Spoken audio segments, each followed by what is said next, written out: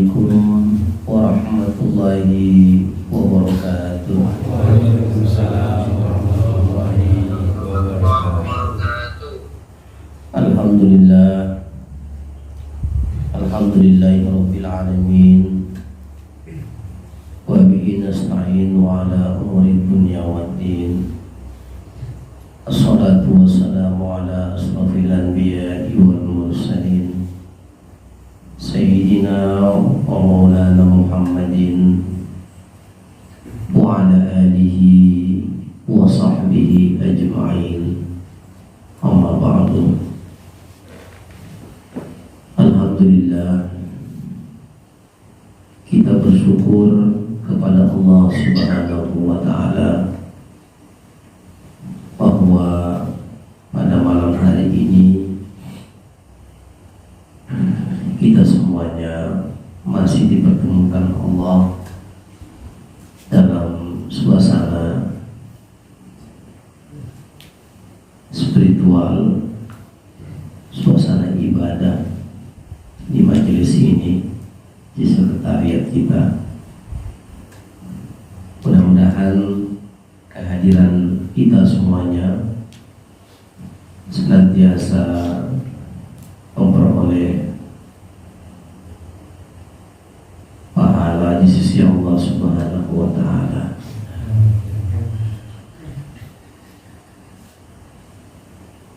Yang kedua, salawat dan salam kita sampaikan kepada baginda Rasulullah sallallahu alaihi wasallam. Allahumma salli ala sayyidina Muhammad wa ala ali sayyidina Muhammad. Sebelum kita berzikir kepada Allah pada kesempatan yang berbahagia ini, kita coba untuk mengkaji kitab Nasaihul Ibad, nasihat untuk hamba-hamba Allah Subhanahu wa ta'ala.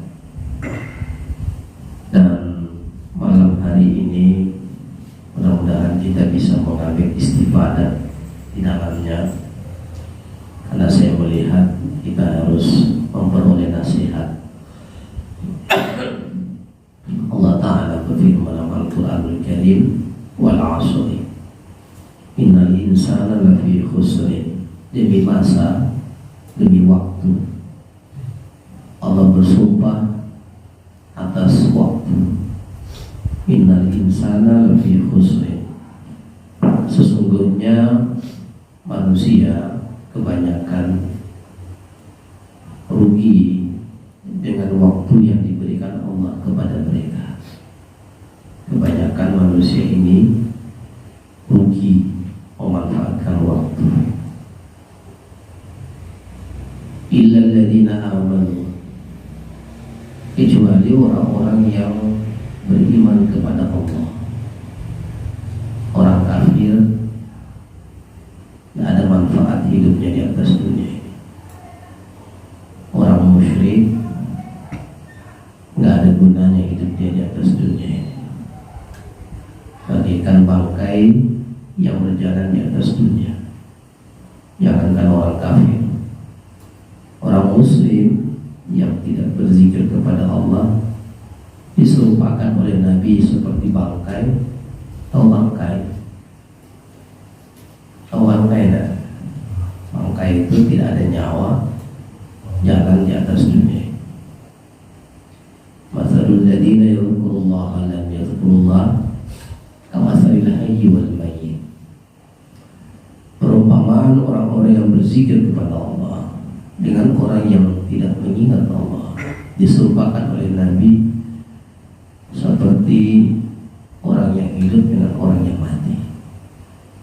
Orang yang hidup, hidup rohnya, hidup hatinya, hidup akalnya, hidup budinya, hidup jiwanya. Dia dikatakan jalan di atas dunia. Sementara yang lain diserupakan oleh Nabi SAW seperti orang, seperti bangkai, orang yang mati berjalan di atas dunia. Kalau orang-orang mati itu maunya dikuburkan, ya, saking baunya. Maka diserupakan seperti itu.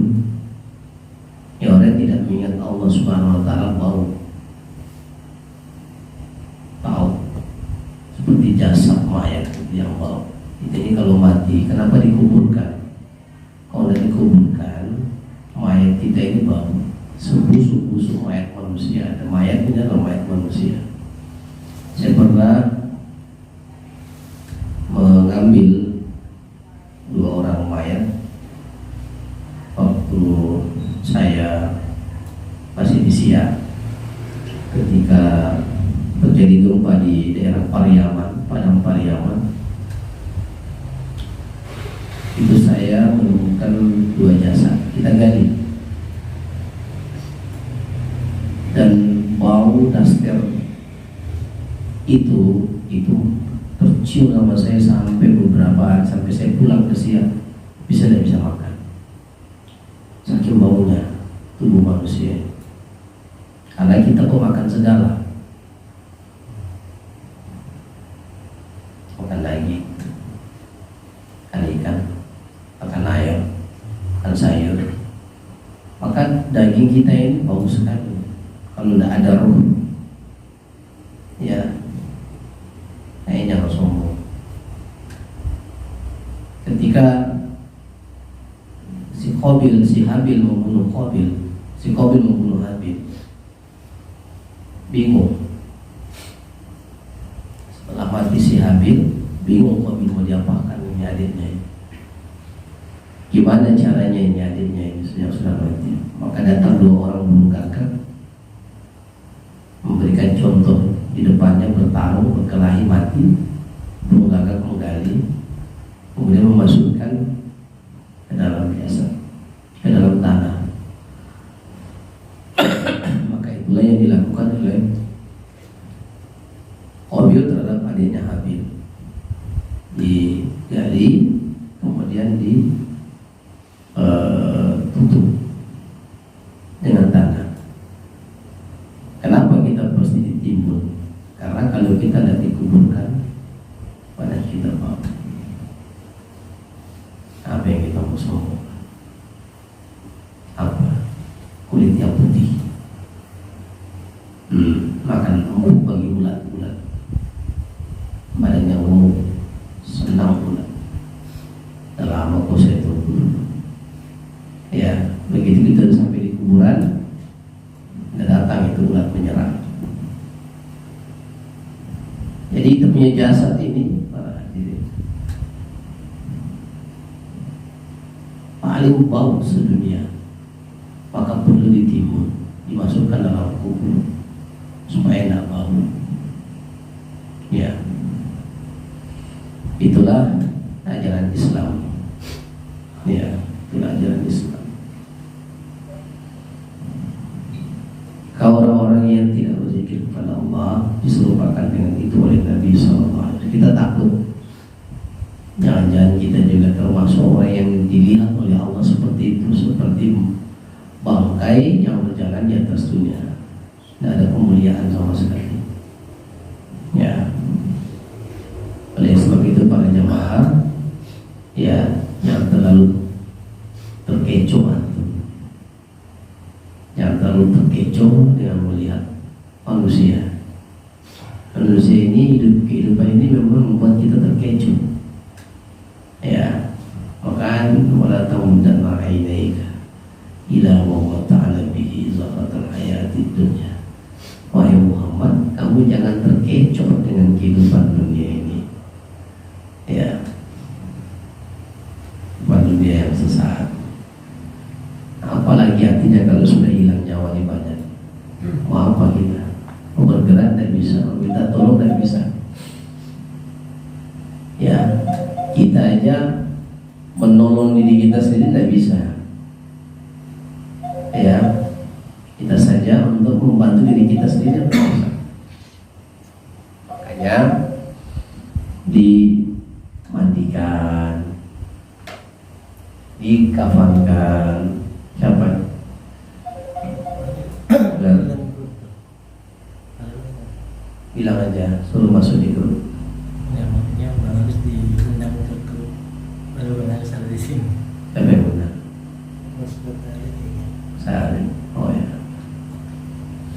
Jadi ya seperti itu ya para jamaah sekalian rahimakumullah. Jadi jasad ini tidak ada artinya kalau rohani kita tidak kuat kepada Allah. Ya, mau dibuat apapun tidak ada artinya jasad ini. Ya, jasad ini dunia, roh itu langit, roh itu akhirat. Ya, karena Allah ciptakan jasad ini dari tanah, maka memang kecenderungan jasad ini ke tanah, ke dunia. Sementara rohani ini kalau Allah ciptakan, ya roh dari dia langsung, maka ya maunya kepada Allah Subhanahu wa Ta'ala. Ya alhamdulillah kita bersyukur kita diberikan jalan oleh Allah untuk kita tempuh seperti itu. Baik, kita masuk pada pembahasan dikit. Saya memulainya di makalah yang ke-12 bab yang ketiga. Salah satu asya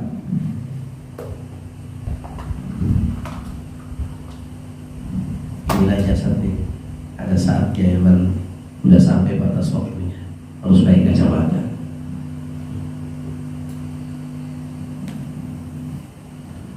Salah satu asya tabzijul khusus. Ada para ahli hikmah, ahli hukama, para dokter-dokter ahli jiwa mengatakan ada 3 hal yang dapat menghilangkan kesusahan. Ada 3 hal yang dapat menghilangkan kesusahan, kepayahan dalam hidup, ya kesulitan dalam hidup, kesengsaraan dalam hidup, ya kegalauan dalam hidup. Yang pertama zikrullah, mengingat Allah. Ya, yang kedua waliqau auliyaihi, menemui para wali Allah, bertemu, bertatap muka. Dan yang ketiga wa kalamul hukama, mendengarkan nasihat para ahli hikmah. Dan 3 hal ini kata para ahli hikmah obat daripada kesusahan. Ya, kalau kita susah, kita zikir kepada Allah Subhanahu wa Ta'ala. Ya, zikirnya itu tidak hanya sekedar zikir biasa, tapi zikir yang memang merasuk ke dalam hati kita. Ya, la ilaha illallah, tidak ada Tuhan selain Allah. La ilaha illallah, tiada yang memberikan rezeki kecuali Allah. La ilaha illallah, tiada tempat bergantung kecuali Allah. La ilaha illallah, tiada yang menghidupkan kecuali Allah. La ilaha illallah, tiada yang mematikan kecuali Allah. Itu semuanya itu disebut dalam zikir la ilaha illallah. La ilaha illallah, tiada yang memberikan rezeki kecuali Allah. La ilaha illallah, tiada yang memberikan kesehatan kecuali Allah.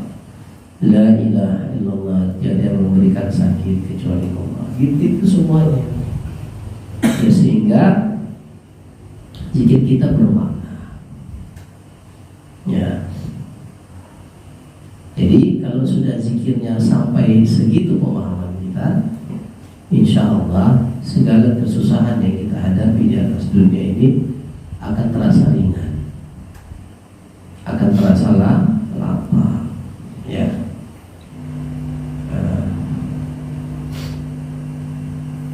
Dan ini adalah betul apa yang beliau sampaikan, dan saya mengamalkan itu. Ya, sehingga saya menemukan satu titik nadir apa yang mau apa di atas dunia. Tidak ada enaknya kecuali memang mendekatkan diri kepada Allah. Ya kan Bang? Kemana-mana antum pergi. Nah, urusan sama manusia sampai di situ aja Pak. Urusan dengan manusia itu sampai di situ aja. Ya.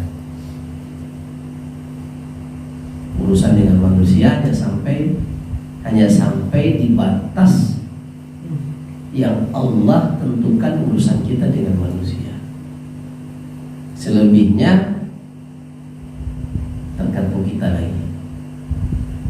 Urusan dengan Allah lah, ataukah kita mengurusi diri kita dengan nafsu kita, mengikuti keinginan-keinginan hawa nafsu. Ya, kalau mengikuti keinginan Allah, insya Allah, kata Nabiullah Ibrahim alaihissalam, pernah ditanya, wahai Ibrahim, apakah sebabnya Allah menjadikanmu sebagai kekasihnya? Nabi Ibrahim menjawab, ya, yang pertama, ikhtartu amrallah ta'ala ala amri ghairihi. Saya lebih memilih memenuhi perintah Allah di atas perintah selain Allah. Hanya beliau digelari Khalilullah, kekasih Allah. Beliau lebih mengutamakan itu. Ya, jadi kalau menjadi kekasih Allah, kita harus lebih mengutamakan perintah Allah. Ya, makan perintah Allah daripada perintah selain Allah.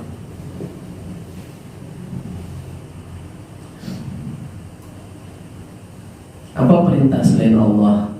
Perintah nafsu. Itu maksudnya perintah orang yang menjauhkan kita dari Allah. Hanya kita harus betul-betul memanfaatkan waktu ini dengan sebaik-baiknya untuk menjaga rutinitas ibadah kita kepada Allah Subhanahu wa taala. Kita harus muhasabah. Hidup saya ini, karena kita ini sudah usia 40 tahun kebanyakan ke atas ya. Hidup saya ini presentasinya berapa? Dunia berapa? Akhirat berapa?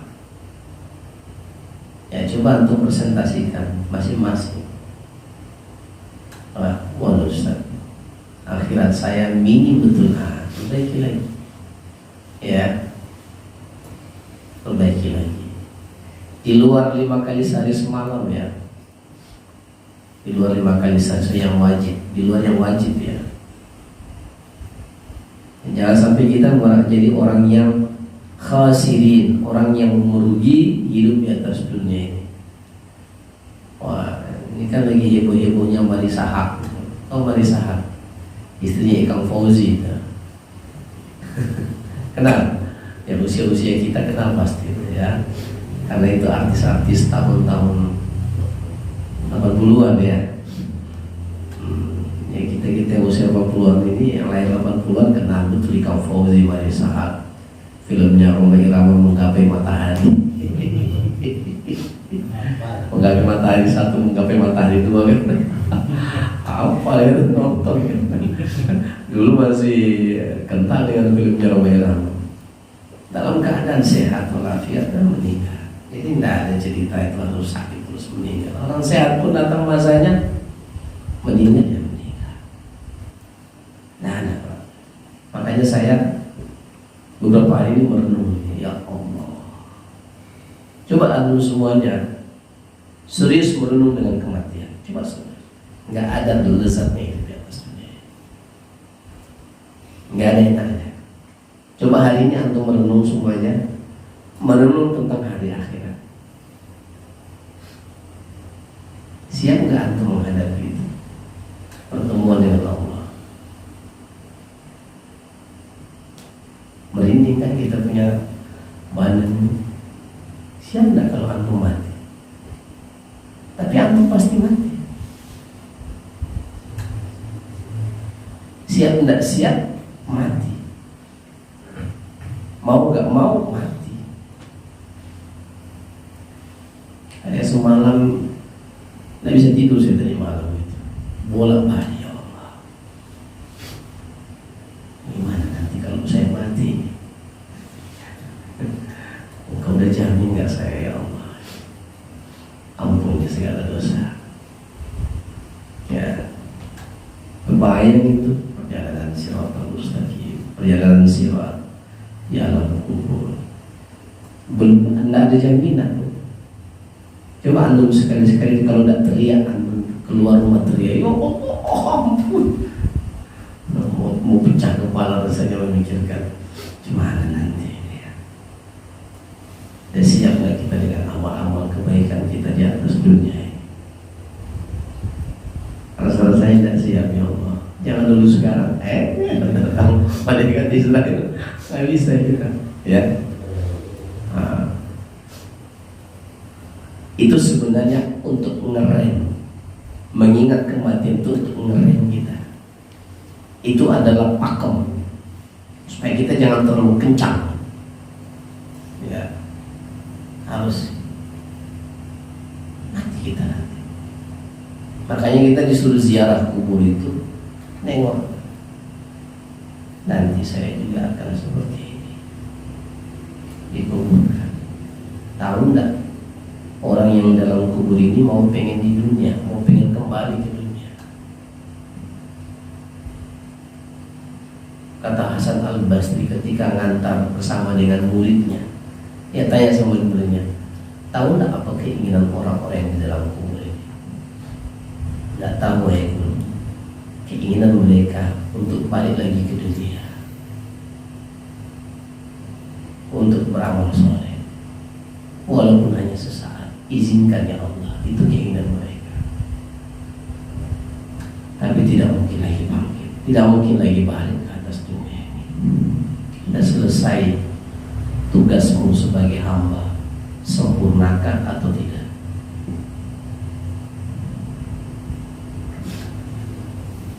Nah ini Hasan Al-Basri punya nasihat. Makanya sekali-sekali kita ngerem laju cinta dunia ini dengan mengingat esok kita. Ya ayyuhalladzina amanu taqullaha wal tanzur nafsum ma qaddamat lighad. Wahai orang-orang yang beriman, bertakwalah kamu kepada Allah, dan hendaklah setiap diri mempersiapkan perbekalan yang akan dia bawa untuk hari kematiannya besok. Itu firman Allah. Ya, sampai kita pasti belum meninggal pula. Nggak siap. Makanya kalau mau tidur ya jangan lupa zikir, istighfar 3 kali. Jangan lupa zikir Fatimah yang sudah saya amalkan itu. Insya Allah itu akan memberikan kita kekuatan. 33 kali subhanallah, 33 kali alhamdulillah, 34 kali Allahu Akbar. Zikir istighfar 3 kali itu sambil berdoa, ya Allah, semua orang-orang yang pernah aku buat salah kepadaku, aku ampuni ya Allah. Karena aku mengharapkan maafmu, aku juga ampuni semua. Jadi tidak ada dalam hati kita rasa benci sama orang. Yakin kalau antum punya hati bersih, sama siapapun antum melihatnya dengan pandangan rahmat, pandangan kasih dan sayang. Kalau mau tidur amalkan itu. Ya. Kalau ada yang saya pernah buat salah ya Allah, saya mohon maaf kepadamu dan maafkanlah dia. Nah, gitu ya. Yang kedua, waliqa'i awliyai, menemui para wali Allah. Siapa para wali Allah itu? Para wali Allah itu sebelum dia berbicara, kamu lihat dia sudah mengingat engkau akan kampung akhirat. Itu wali Allah. Wali Allah itu yang kamu temui. Ingat nasihat Islam. Wali Allah yang kamu temui itu adalah mereka yang belum dia berbicara, kamu melihat dia mengingatmu akan kampung akhirat. Kenapa? bukan karena hebatnya bersilat lidah, tapi pancaran ketakwaan yang ada dalam hatinya. Itulah oleh Allah. Kalau kamu lihat dia yang tadinya kamu malas, kamu dalam hatimu pengen mau beribadah. Nah, sama dengan dokter. Kalau kamu datang sama dokter spesialis, ya kan, yang memang dia ahli ya, belum dia kasih resep, belum dia tanya-tanya, kamu udah merasa sembuh. Karena kamu percaya bahwa ini bisa nyembuhin.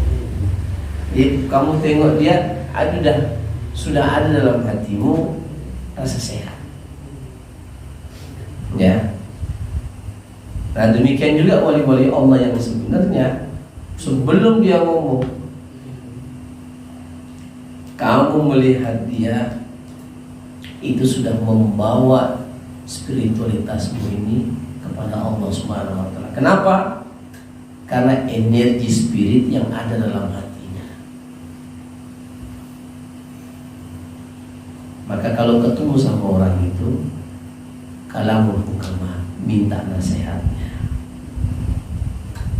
Minta nasihatnya. Saya pernah bilang sama kalian, segala sesuatu yang bermanfaat, ambillah. Ilmu hikmah ini adalah milik kita orang Islam, kata Nabi. Kalau tercecer di jalan kamu temukan, ambil. Ya, ilmu hikmah ini banyak, Bang.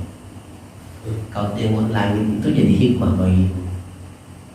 Gimana ya Allah ciptakan ini? Tak ada batas lagi. Ya Allah. Itu hikmah. Kau nengok kerikil, tak dapat kamu sebut berapa jumlahnya. Itu ilmu hikmah. Kau tiba-tiba merenung di depan lautan dengan ombaknya yang terhempas. Ya Allah, bagaimana bisa suara ombak ini begitu indah suaranya? Itu hikmah. Ya, banyak sekali ilmu-ilmu hikmah yang ada di alam semesta ini memberikan kepada kita satu hikmah.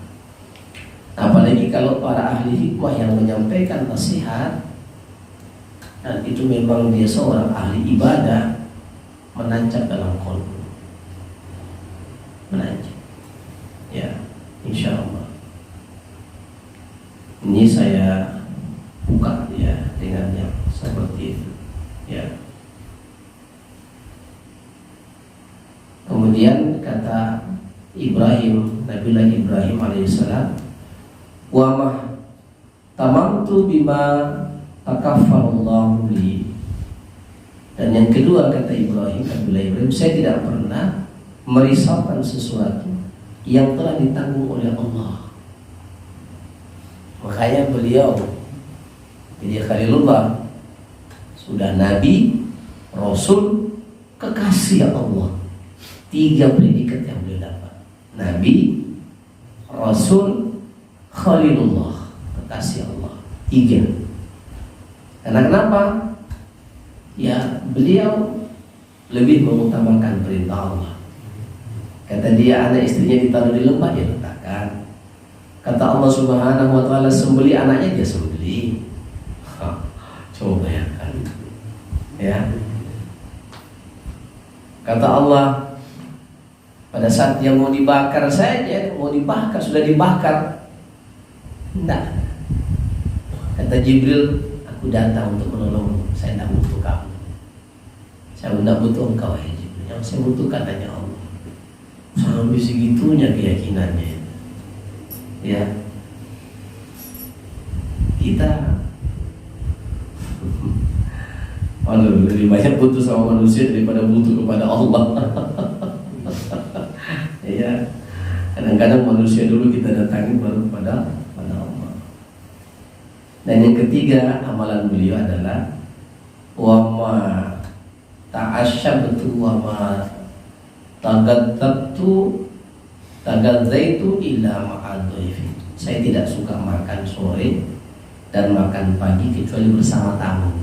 Itu amalan beliau. Suka kasih makan orang. Jadi kalau ada jamaah di sini suka melayani orang, kasih makan orang. Itu berarti dia memiliki sifatnya Nabi Ibrahim alaihissalam. Ya, kasih minum tamu, kasih makan tamu, itu sifatnya, karakternya Nabiullah Ibrahim alaihissalam. Ambillah itu, ya, ambillah itu sifatnya yang baik. Baik, saya akan bahas beberapa hal ini. Hadis Nabi SAW, ya.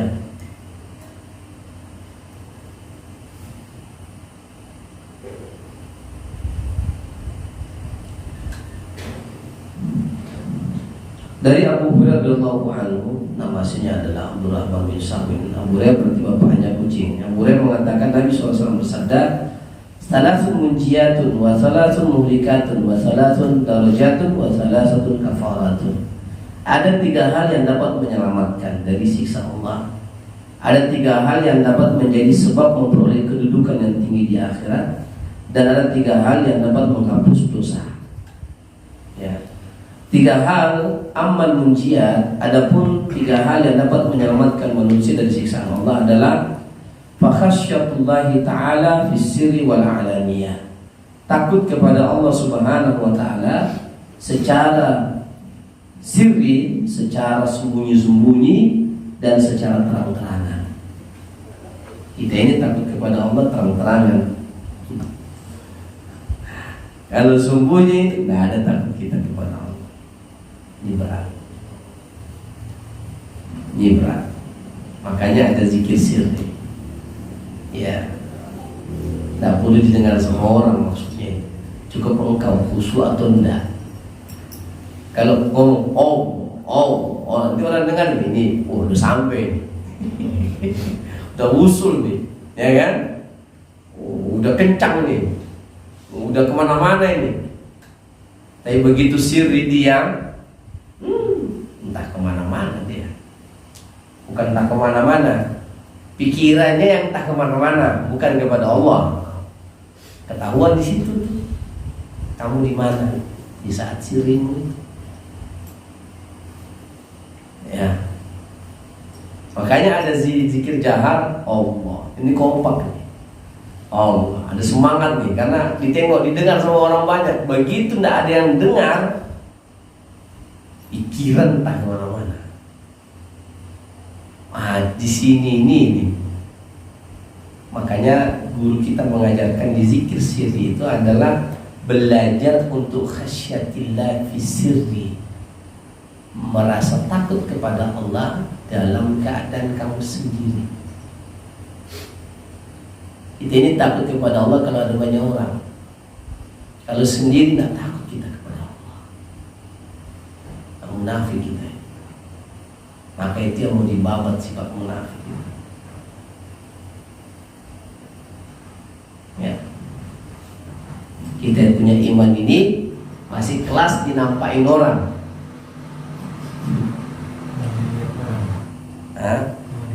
Iya.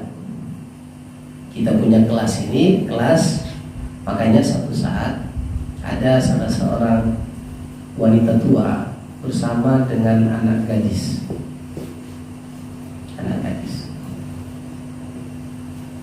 Suatu saat di tengah malam, wanita tua tadi bilang sama anaknya, "Nak,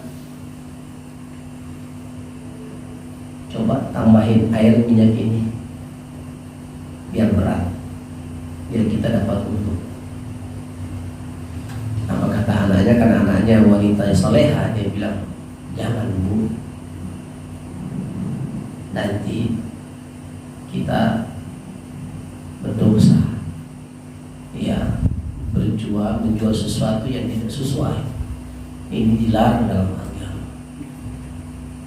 Dalam malam dalam berita, kebetulan Umar bin Khattab lagi, kalau bahasa Jokowi apa itu? Turun lapangan apa namanya? Belusuan. Lagi belusuan. Umar bin Khattab itu punya kelebihan ketika dia jadi khalifah, dia nggak akan pernah bisa tidur nyenyak sebelum belusuan. Itu dia belusuan keliling kota Madinah. Jadi dia mendengarkan itu anak itu ngomong itu. Kata dia sama emaknya, Kata emaknya, kata dia, nanti khalifah bisa tahu kita dihukum. Karena di zaman khalifah itu pasar kota Madinah itu betul-betul diawasin, harus sesuai dengan syariat.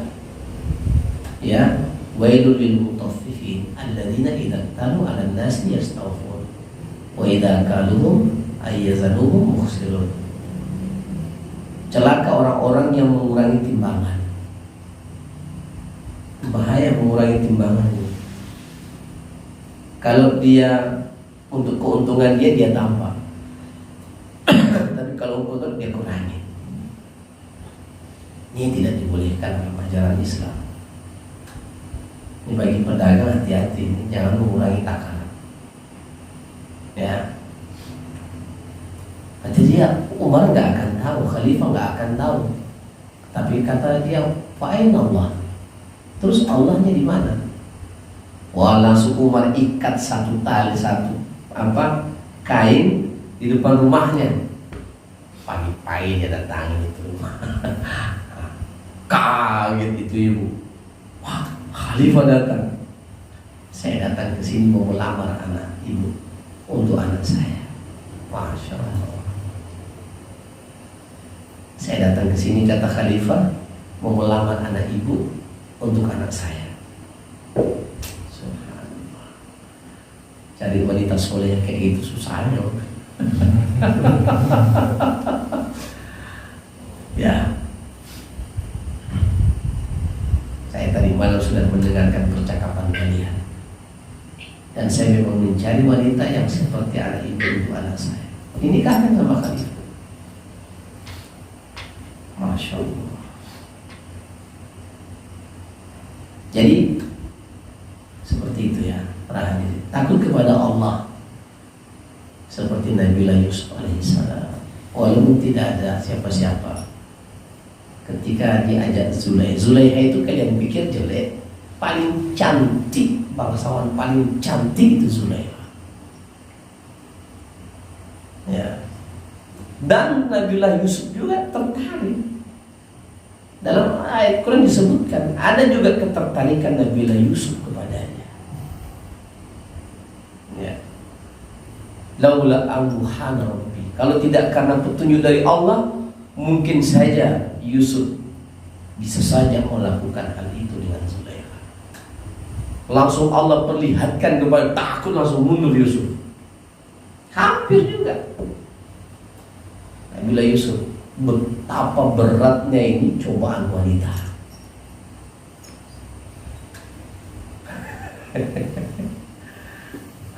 Betapa beratnya cobaan wanita ini. Ya. Mundur Nabiullah Yusuf, langsung dia balik ke belakang. Ditarik sama Zulaiha sampai bajunya sobek. Begitu dibuka pintu, rupanya suaminya Zulaiha yang lihat, marah. Dikasih hukuman Nabiullah Yusuf, kata Nabiullah Yusuf, saya lebih senang di penjara. Penjarakan saya daripada saya harus satu rumah dengan ibu angkat saya. Makanya ibu angkat itu bahaya. Ibu angkat itu bukan muhrim. Ingat baik-baik. Ibu angkat itu bukan muhrim. Tidak ada urusan, tidak ada sanad, tidak ada nasab di situ. Bahkan kalau dia punya anak sambung, itu bisa saja nikah anak sambungnya. Anak itu bukan anak dia.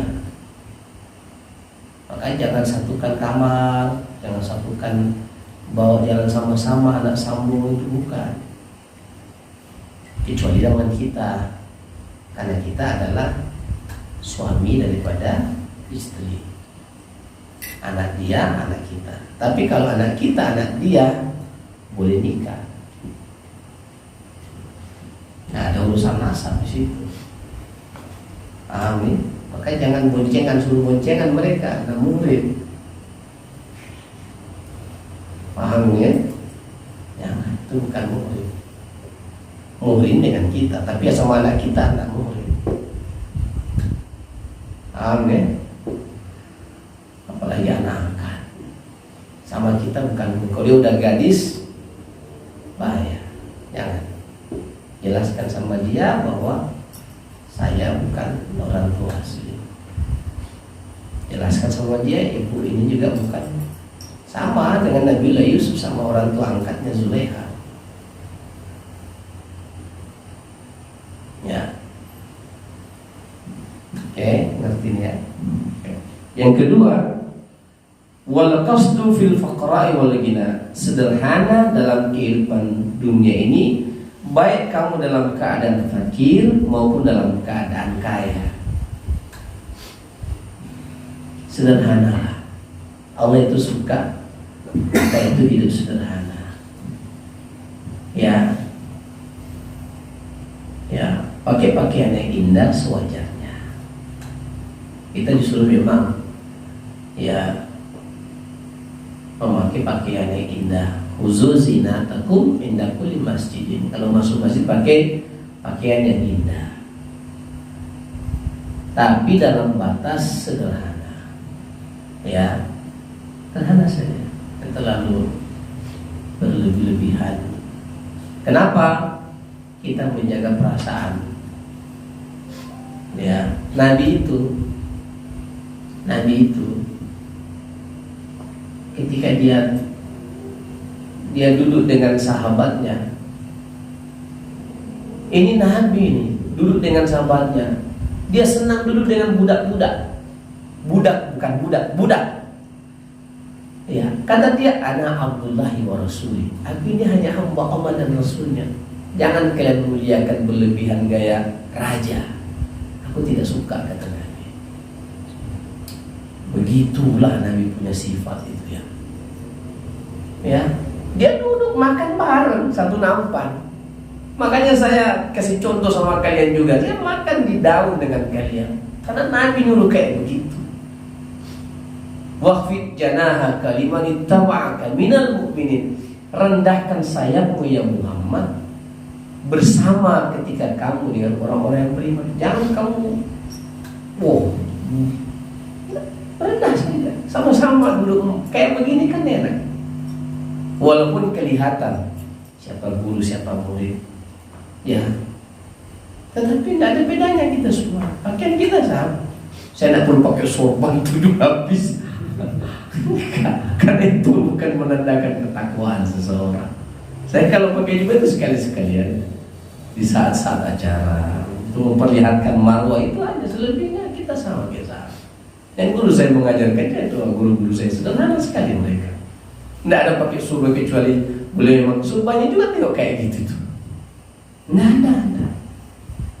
Ya saya belajar kehidupan yang sederhana. Saya temukan hadisnya. Ini hadis Nabi. Sederhanalah ketika kamu susah. Jangan pula ketika susah penampilan kita aut-autan betul, kelihatan betul lah kita ini. Ya.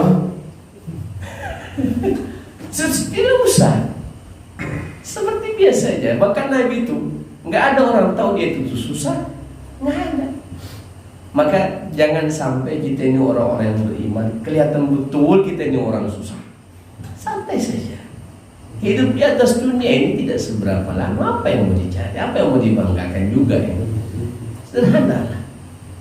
Ya. Kalaupun Allah kasih lebih, ya sudah. Beli pakaian yang bagus, pakailah. Selebihnya kalau kebanyakan, bagikan sama yang lain. Tetangga kan. Makanya saya bilang sama orang rumah itu, kalau Abi beli satu baju, lepaskan 2 baju di lemari, kasih sama yang lain. Jangan numpuk. Dihisapnya banyak nanti. Hisapnya banyak nanti.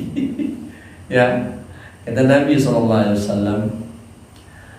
orang miskin itu masuk ke dalam surga 500 tahun lebih awal daripada orang yang kaya. Ya, kita miskin semua di sini kan. Kenapa? Karena banyak yang dihisab. Ya. La tazalu qadamu 'abdin hatta yus'alu an arbi'a. Tidak akan bergeser kaki anak Adam itu dalam sidang Allah di akhirat nanti kecuali ditanya padanya 4 perkara. An umrihi fima afna, tentang umur ya Untuk apa engkau habiskan umurmu? Ya. Wa an jismihi fima fa'ala bihi. Tentang jasadmu ini, kamu gunakan kemana ini? Kakimu kamu langkahkan kemana? Makanya kalau melangkah itu pikir baik-baik. Mau kemana keluar rumah? Ya, kalau ada urusan terlalu penting tidak usah. Ya, di rumah aja zikir, baca Quran, sama anak-anak, sama istri. Kalau mau ke sini ada jelas mau zikir, mau ketemu sama.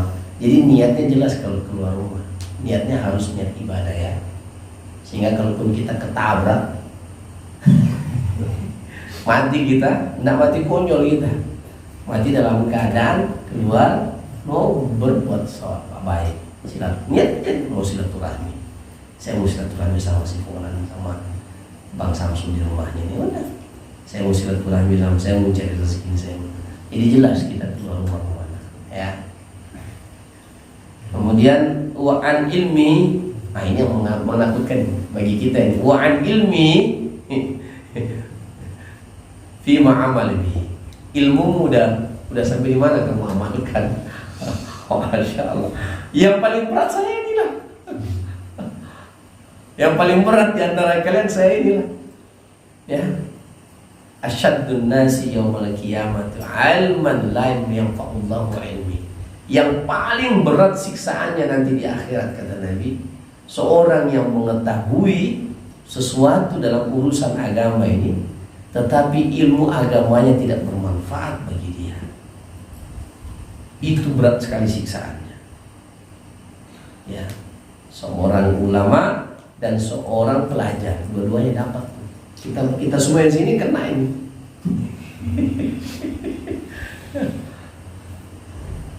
Dan yang keempat, wa an malihi min aina tasabahu wa fi ma anfaqahu. Ini yang terus ini harta. Dari mana kamu dapatkan dan kemana kamu belanjakan. Makanya di usia-usia 40 tahun ke atas mulai kita saring itu harta. Dari mana harta saya dapat ini? Dari sini. Kemana saya belanjakan? Oke. Saya sudah sampaikan kemarin harta yang berkah itu. Bagaimana kemarin? Masih ingat enggak? Harta yang berkah. Ya? Ya? Yang pertama mencukupi. Yang kedua apa? Bermanfaat untuk yang baik. Yang ketiga dari jalan yang halal. Yang keempat mendatangkan ketenangan. Dari jalan yang halal, mencukupi, bermanfaat, dan mendatangkan ketenangan. Ya. Kalaupun dia berkurang, tenang kita. Oh, kita tahu kemana dia pergi. Ya kan? Memang tidak akan bisa bertahan lama harta kita, tapi kita tahu kemana dia belanja. Kemana? Para jamaah sekalian, saya kasih testimoni sama antum ya. Kasih testimoni. Yang berkah itu kayak gitu ya. Coba antum cari. Ini saya tidak nyuruh, demi Allah. Tapi kalau antum tahu jalannya haram, yang antum dapat jalannya haram, walaupun banyak, pasti yang empatnya tuh nggak dapat. Ya, jalannya tidak benar, tidak mencukupi buat antum, tidak bermanfaat buat antum, dan antum tidak tenang. Dan itu sudah terbukti di atas kehidupan dunia. Antum punya uang 100.000 di dompet, 100.000 misalnya, itu bisa aja 1 bulan gak habis-habis. Coba begitu antum keluarkan, ada lagi yang masuk. Coba bisa ini, saya kasih contoh, ya Allah 100.000 ini saya taruh dari jalan yang halal ini, ya Allah. Saya cari keluar keringat saya, ya Allah. Bismillah. Cukupkan ya Allah. 100.000 itu cukup untuk semuanya. Bermanfaat, antum tenang. Tapi kalau 1 juta, mikir antum, ini mau kemana bagus ini? Ya nggak tenang kita. Mau sholat pun yang kebayang mau menghabiskan duit itu nggak jelas. Paham ini ya? Tapi kalau antum dapat dengan jalan yang halal, keluar keringat antum, tahu antum dari mana, pasti mencukupi dan bisa berbagi, mencukupi diri, bermanfaat, dan antum tenang, nyaman. Masya Allah, saya jujur aja ini, saya cerita ini memang dari dulu saya testimoni kayak gini. Saya tahu 100.000 dompet itu, sampai di mana ya 100.000 ini ya Allah? Beli bensin, mobil, masuk lagi 100.000. Kasih ini, masuk lagi 100.000. Saya nggak bisa habis juga uang 100.000 di kantong ini ya. Kadang-kadang 100.000 itu bisa 1 pekan baru habis. Ini ada lagi yang masuk ke dalam. Karena kalau saya mau untuk melapiskan aja, selebihnya saya kasih sama orang rumah itu. Gaji apa segala macam, orang rumah aja nah. Tapi kalau yang saya tahu dari jalan yang halal, 100.000 itu nggak bisa habis Pak. Apa sih keperluan kita juga? Ya, mau sedekah mau apa, terang-terangan apa, banyak lagi dia terisi lagi. Masya Allah. Tapi kalau ada uang 1 juta terus kita nggak tahu kemana, syubhat, pusing kita. Oh maunya saya, itu gelisah di hati. Mau dipakai yang tidak jelas. Itu tanda hati itu syubhat. Bukan haram, masih syubhat. Syubhat itu adalah kamu nggak tahu dari mana jalannya dia masuk dalam kantong, itu syubhat namanya. Belum haram. Baru syubhat aja Anda sudah pusing memikirkan bagaimana cara menghabiskan. Dan cepat sekali. Tinggal begini duit di kantong nih. Kemana perginya ini? Nggak tenang kita, nggak tahu jantungannya pergi kemana. Itu uang syubhat. Yang haram, uang hantu dimakan setan. Paham ini? Tapi kalau antum mendapatkan dari jalan yang halal, dikasih makan anak bini itu nggak akan habis, mencukupi. Masya Allah. Demikianlah disebut dengan rezeki yang berkah. Bahkan kita bisa sorong lagi ke tetangga. Bahkan masih bisa kita sedekah walaupun hanya 1.000, 2.000. Coba testimoni semuanya. Benar nggak saya punya omongan Bang Edir? Ya Bang Cecep, kita ini tinggal akhir bulan nih kan, tinggal 100.000 di kantong nih. Masya Allah. Kita nggak tahu dari mana jalan-jalan tantangan. Minta sama Allah, dikasih jalan yang halal. Keluar memang, tapi keluarnya kita tetap bermanfaat. Beli ini itu manfaat. Sedekah untuk ini, untuk anak, untuk bermanfaat. Ya. Kalau banyak dan itu syubhat, enaknya banyak halal.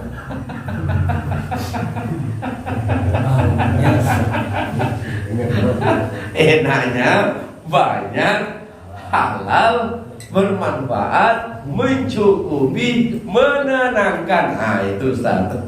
Insya Allah. Siapa yang tidak mau begitu? Mau kita.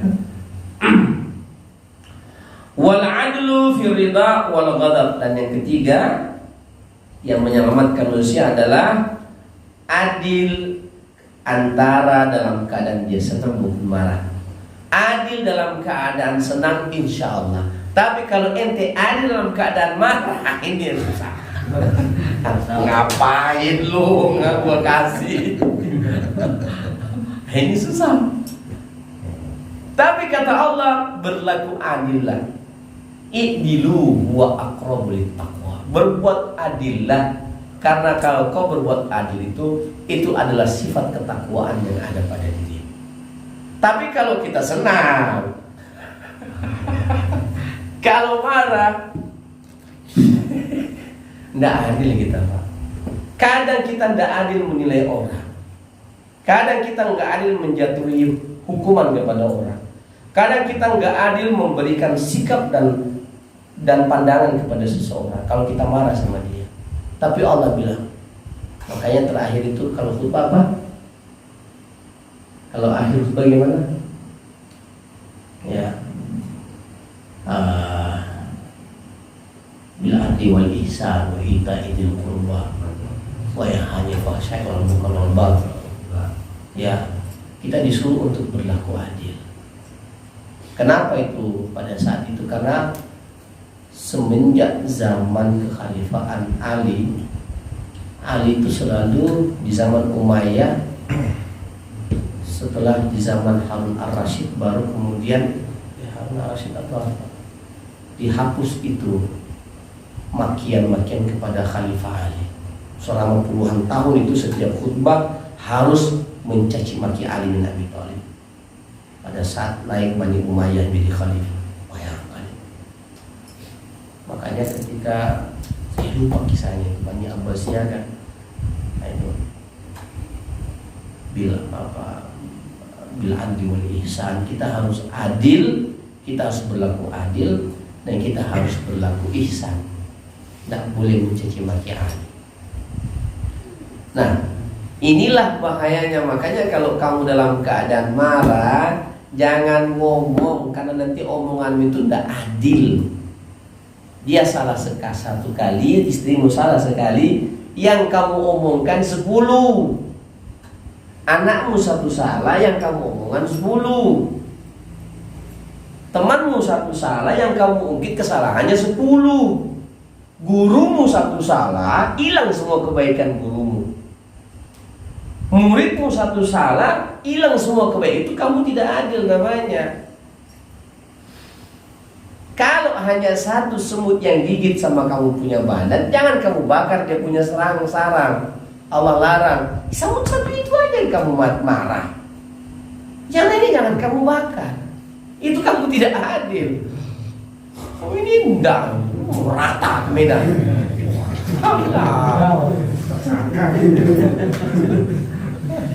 Jangan, harus adil ya. Adil dalam keadaan senang gampang, tapi adil dalam keadaan marah. Seringnya kalau kita marah, loh, adil ini termasuk dalam perkataan ini harus adil ya. Jangan karena satu salah istrimu, kamu timpakan 10 kesalahan sama dia. Tidak boleh, itu tidak adil antum itu. Jangan, tidak boleh. Ya. Kata Allah Subhanahu wa taala, kalau kamu tidak suka kepadanya salah satu pada dirinya, ya, wajah Allah fihi khairan katsir. Allah menyiapkan pada dirinya kebaikan yang banyak. Jadi jangan karena dia satu salah, antum kasih 10 salah. Pak Muksin, jangan ya. Jangan. Ya. Kayak ya, kayak kita tidak adil. Makanya manusia ini tidak adil. Kenapa Ustadz misalnya? Kenapa sih Ustadz nggak balas? Saya bilang, kita ini tidak dapat menghukum dengan adil seseorang. Biarlah ada hukum syariat. Kalau ada hukum syariat kan ada, pakailah. Atau ada hukum negara. Hukum negara aja kadang-kadang tidak adil.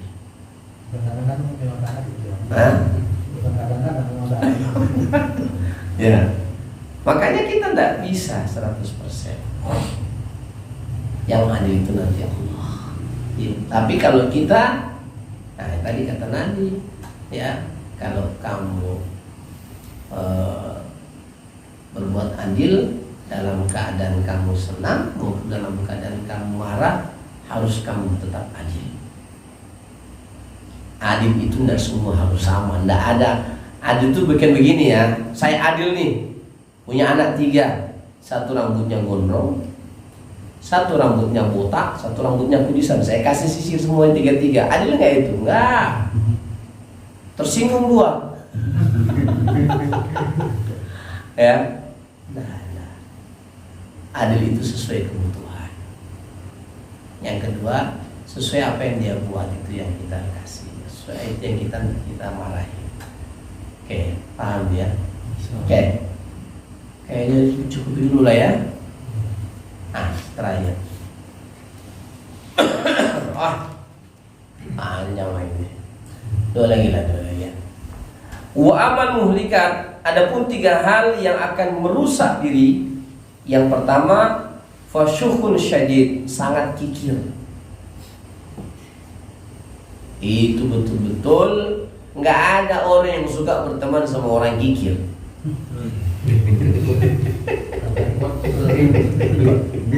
Nggak ada orang yang suka berteman sama orang kikir.